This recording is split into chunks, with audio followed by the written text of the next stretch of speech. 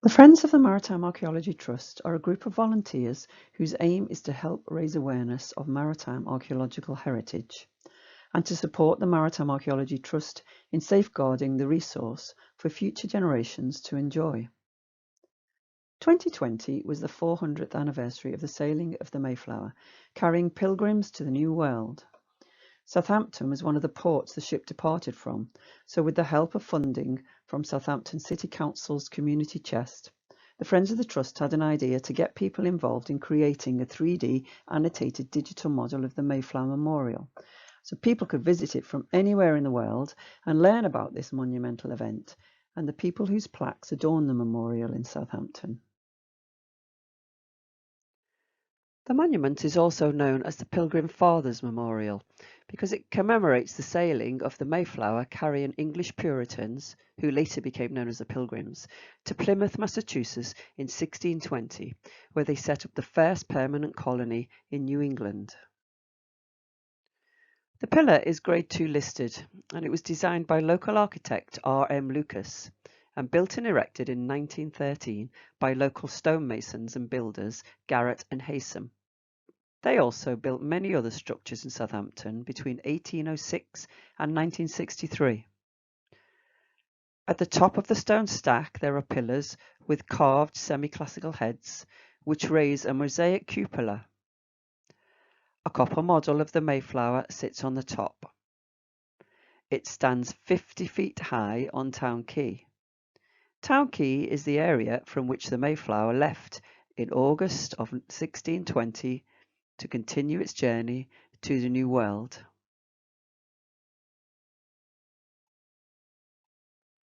The pillar is made of Portland stone. Portland stone is a limestone and it's formed from the shells of tiny ocean-dwelling creatures. It was formed in the late Jurassic period around 150 million years ago. At that time, the UK was situated in subtropical latitudes. This stone is also used to build St. Paul's Cathedral and Buckingham Palace.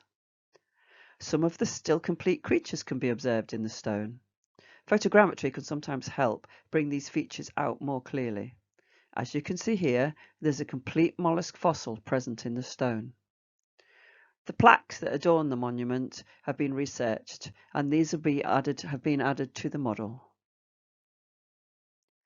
More recently, the innovation of digital recording is transforming how people can access and view heritage. It's a way of digitally preserving objects before they're lost or damaged. It allows close-up views of objects or sites that might otherwise be difficult to access, as in this case, getting close up to the ship at the top of the memorial would be virtually impossible. Its versatility means it can be used for small objects, such as this gunflint from the shipwreck of the Earl of Abergavenny, or this gas light canister from the SS Camberwell, which was torpedoed during the First World War. It can be used for larger objects, such as vessels, such as this seaplane lighter on the Hamble foreshore. Or it can be used over landscapes, such as this one over the lost village of Holsands in Devon. The models can be visited by anyone in the world, reaching people who might otherwise never have been aware of various important historical events.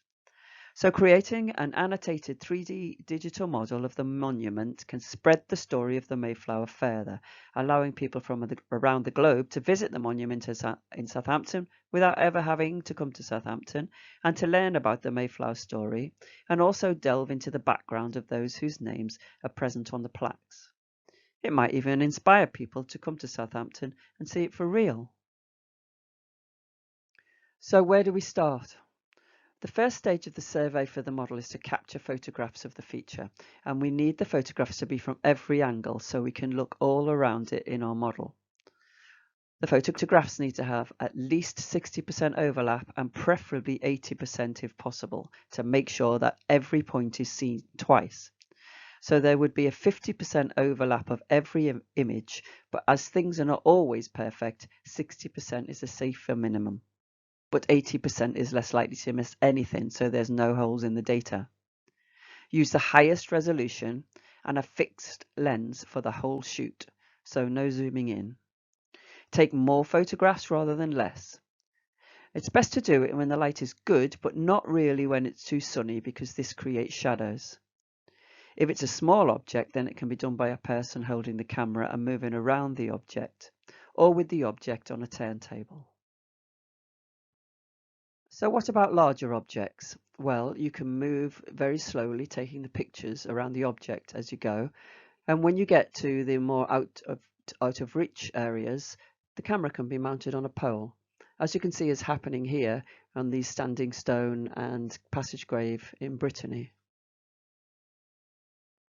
Or as in this case, the camera was mounted on a pole to capture this vessel on the foreshore at East Winner after being uncovered following a storm.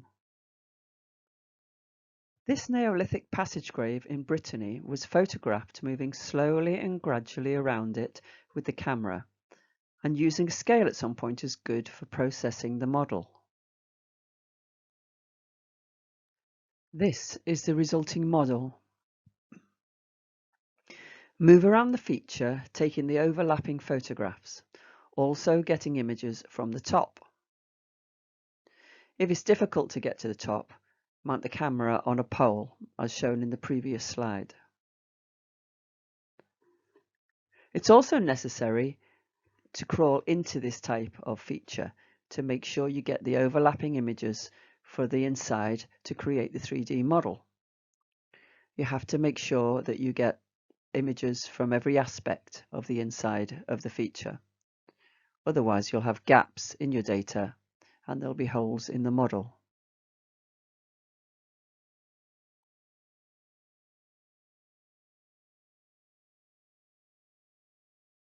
For larger structures, or those that cannot be photographed in any other way, a drone can be used, or a combination of both will also work, such as this church in Brittany, or to create the 3D annotated model of Hollybrook Memorial in Southampton.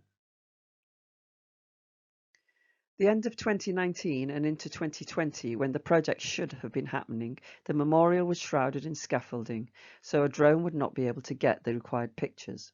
So permission was obtained to use the scaffolding to try to get some close-up photographs to see if we could get enough photogrammetry that way to make the model, while access was available to the whole monument.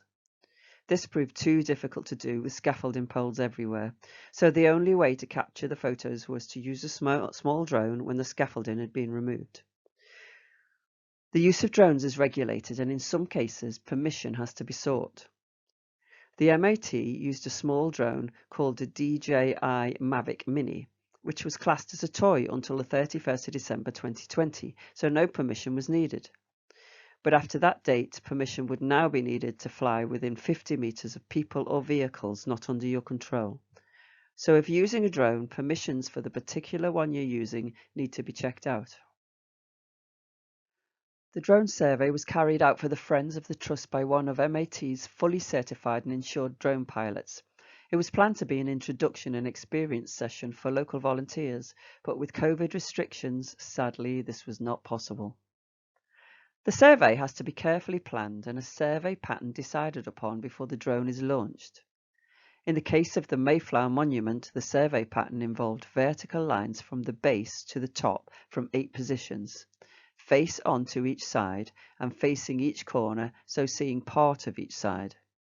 Also, 3 horizontal laps were flown around the top feature and the cupola, and also another 3 laps around the ship on the top from different heights. This was to ensure that the monument was fully captured and no part of it was missed. Once all the photographs have been collected, and there will be hundreds, if not thousands of them, depending on the size of the object or site, they are loaded into photogrammetry software to undertake the process of turning them into a model. There are many software packages, such as Reality Capture, Meshroom, or Pix4D, along with many others. The software will detect feature points and match them, estimating the camera locations and 3D geometry. It will then generate a point cloud. It then creates a surface between the points and produces a continuous mesh over the surface of the model. So now it's created the model, but it needs texture added to it. The texture is generated from blending the original photographs together and then draping them across that surface. which is why it's so important to get the overlap when taking the photos so there's no holes where bits of the object might have been missed. This little statue was found on the steamship Kerala that sank during the First World War, and the statue is now in Littlehampton Museum. But you can see the stages here where the point cloud is generated, the mesh surface is made, and then the texture is finally added. This is a 3D model created from the Kerala. It was listed as a statue of a monkey, but being able to examine it closely all over, you can see that although it has the appearance, it's actually a hood that the woman's wearing that makes it look like that. This other probably unusual item for exploration is a toilet bowl from the SS Polo, which sank after being torpedoed in 1918. You can turn the model around to examine it, and the maker's name is found inside. So you can get closer to a toilet to examine it than you might otherwise want to if you were researching this type of artifact.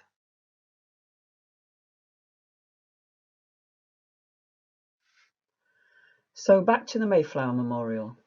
We now have a 3D model of the memorial developed, so we can now upload the model onto the interactive platform Sketchfab and add the information about the people on the plaques that the volunteers have researched. This will allow a detailed interactive exploration of the Mayflower Monument.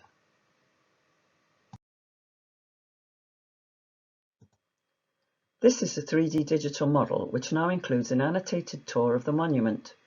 It is fully accessible online and can also be used as an educational resource or for research. The model has interpretation panels which pop up to let you explore the memorial by clicking on the plaques. This shows just some of the plaques and the information it gives. Many fascinating Mayflower passenger stories are told, such as Stephen Hopkins, who was shipwrecked in his first attempt to sail to the New World. There are reasons for the various dedication plaques and the story of the Pilgrims' relationship with the Native Americans, with links to more about the Wampanoag. There's also information about Southampton's rich, diverse community and how it came to be. Links to more information to read the full extent of these stories complement the journey. Then the Mayflower ship itself and its journey through the Baltic before it carried the Pilgrims to the New World. You can explore the model by going to maritimearchaeologytrust.org and you'll find it under Projects and Research, or go to the Sketchfab website and search for Maritime Archaeology Trust, where you'll find the models along with many others to explore. There's plenty more information and resources on 3D modelling on the web, but more specific information about 3D modelling in relation to heritage and the benefits of photogrammetry can be found on MAT's website. Historic England have put out a publication which is titled Photogrammetric Application for Cultural Heritage and is a guidance for good practice. This can be downloaded from Historic England's website. And a link to the rules on flying a drone can be found on the Civil Aviation Authority's website. The Friends of the Maritime Archaeology Trust would like to thank Southampton City Council for the Community Chest Grant which has made this model possible, and thanks to the volunteers who helped research the information to add to the production of this annotated digital 3D model.